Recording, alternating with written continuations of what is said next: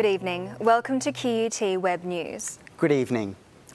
Federal Treasurer Wayne Swan and Disability Reform Minister Jenny Macklin were in Brisbane today, selling the government's new National Disability Insurance Scheme. They're trying to get Queensland and the other states on board to fund the extra $288 million needed to make the scheme a reality. The Treasurer and Disabilities Minister were out on the hard sell today, meeting with workers at the Endeavour Foundation, Australia's largest employer of people with disabilities. They need to win over the states to contribute the extra funding needed for the scheme to get up. Mr Swan was out to send a clear message to the Queensland Government. I think any state government that starts to play politics with the putting in place of the National Disability Insurance Scheme will meet a wall of community opposition. Currently, Queensland contributes the least amount to disability funding, around $3,000 less per person than the benchmark state, Victoria. While the NDIS was on the top of the Treasurer's mind today, he also faced questions as David Ashby launches federal court action against the Commonwealth and Peter Slipper. Mr Swan says the Coalition has a lot of explaining to do about its contact with Mr Ashby. Well, I don't think it should have become a political issue. The way it has been handled, particularly by the opposition, is negative and I think unbecoming of our parliament. The Queensland Premier Campbell Newman is yet to commit to the federal government's plan. Zach Street, QUT News. A unit complex in Red Hill caught fire last night after the chimney of an open fireplace ignited. The blaze has sparked warnings from the Queensland Fire and Rescue Service, urging people to take care as winter approaches. The nights are cooling down and people are looking for ways to warm up, and many don't stop to think about the dangers of using old heating appliances. It's the busiest time of the year for the Queensland Fire and Rescue Service. We do turn out and respond to more structural fires this time of the year due to the increase in use in fireplaces, electric blankets, heaters. Kids Safe Queensland says during winter, bar heaters are the most dangerous appliance in the home. Anyone with a bar heater should really unplug it, cut the plug top off and throw it in the bin. Electrical goods retailers say they're also warning customers before buying them. We tell customers that, they are not as safe as in comparison to the other heaters. In Queensland last year, heating systems were blamed for starting up to nearly 80 house fires, with more than half of those occurring during the winter months. But it's not just heaters putting people in danger. Fireys are urging residents to follow a few other tips around the home this winter. Electric blankets are checked by a registered electrician. Also, when it comes to fireplaces, have the chimneys cleaned before use of each year. And knowing your emergency evacuation plan could help save a life. Amity Newman, QUT News. A group of Queenslanders was honoured for acts of bravery today at Government House. Among them, the 6 naval personnel involved in a fiery rescue from an asylum seeker boat off Ashmore Island in 2009. Proud family and friends looked on as emergency services men and women and 1 civilian were honoured. And receiving an award for group bravery, the seaman who boarded a burning ship of suspected illegal refugees, rescuing 44 survivors. You handled a catastrophic, tragic explosion with great professionalism, rescuing scores of people. The youngest, only 18 years old. I saw people with massive amounts of burns to their body, dead bodies, people screaming, yelling, pulling people out of fire. I remember coming around the back of the boat and there was just this smoke and there was all these dark objects in the water. We weren't sure whether it was debris or people, and as we got closer in, you could tell that it was a mixture of just debris and people. But today was a day of celebration and recognition, and for the men, a chance to reunite with old mates. Meeting up with the guys that you serve with is always a good thing, and you take those friendships with you. Midshipman Chris Seville is grateful for the naval training he says prepared him perfectly for the dangers he faced that day.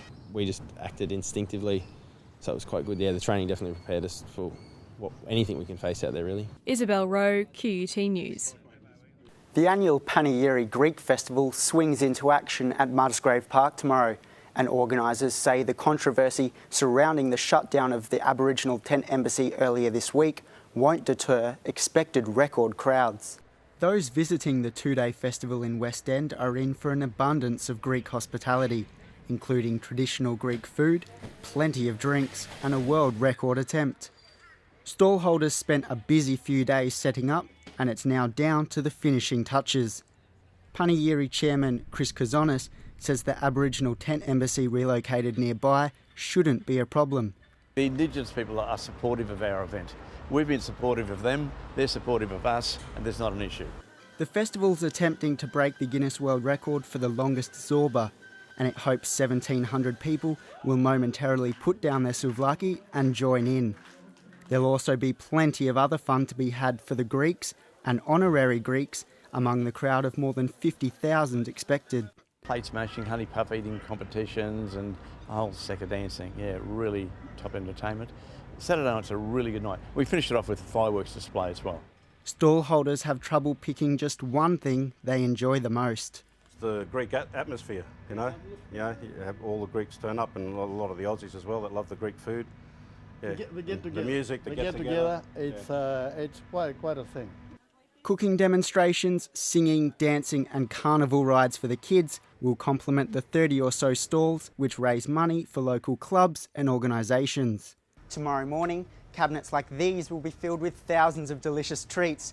This stall alone is expecting to sell 5,000 chicken and lamb sticks, 2,000 gyros and countless more of their crowd favourite honey puffs.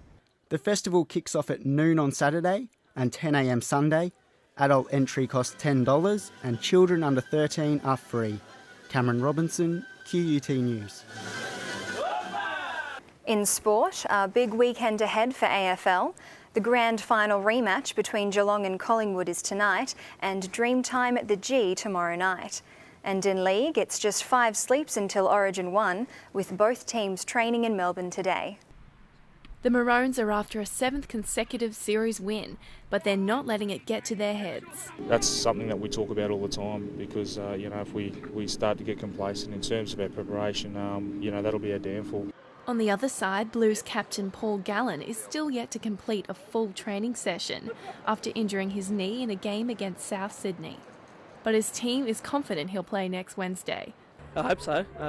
We're not too worried about Gallen not training today. He knows what his body's capable of, and I'm sure that tomorrow he'll do some sort of training and we'll look for him to pick that up leading into the game. In the AFL, Collingwood will face Geelong in the grand final rematch tonight with expected crowds of 80,000.